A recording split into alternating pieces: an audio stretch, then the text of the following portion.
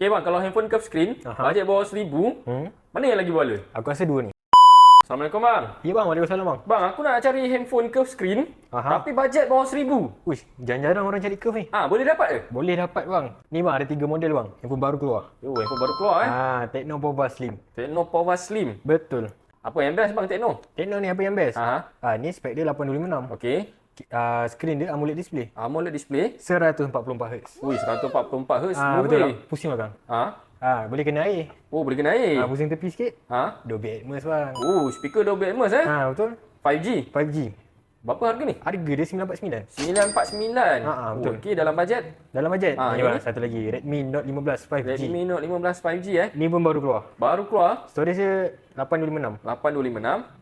Yang ni kamera dia bang 108 megapiksel. 108 megapiksel 108 megapiksel. Aduh ni super clear kamera. Betul. Harga dia 949. 949. Harga sama. Harga sama. Curve screen lah, AMOLED. Betul. AMOLED. Baiklah. Baik kan? Yang ni bang. Ni apa ni? Yang baru, lagi baru. Lagi baru Infinite Note Edge. Infinite Note Edge.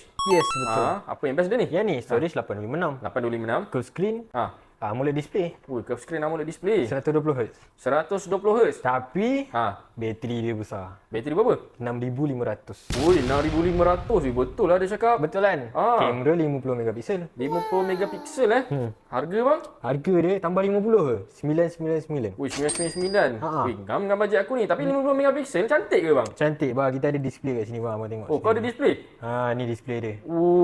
Dia punya screen cantik lah bang. Baru screen abang pusing sikit belakang.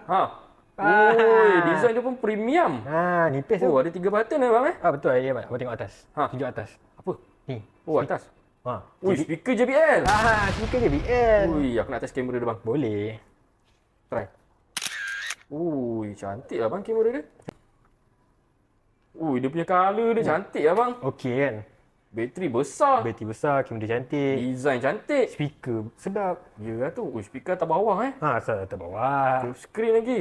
Ini premium Bawah 1000. Bawah 1000. Boleh abang? Boleh. Aku rasa aku nak Note Edge lah. Note Edge. Harga 999 kan? Harga 999. Ada warna apa? Ada warna hitam dan hijau. Ada warna hitam dengan hijau. Betul. Aku rasa hitam premium. Hitam premium. Okey, cantik ni bang. Sebab abang beli ni dapat free gift. Dapat free gift. Layout bang. Cantik lah. Dengan phone casing. Dapat casing dengan lanyard. Betul. Berbala lah. Berbala kan? Bawah 1000. Betul. Cun. Abang nak bayar berapa? Bayar cash terus bang. Bayar cash terus. Abang nak tambah power bank tak? Power bank untuk apa? Ada ni, cukupkan 100. Dapat ni, cabutan bertuah. Cabutan bertuah satu tiket. So handphone satu tiket, aksesori satu tiket. Yang ni ada skip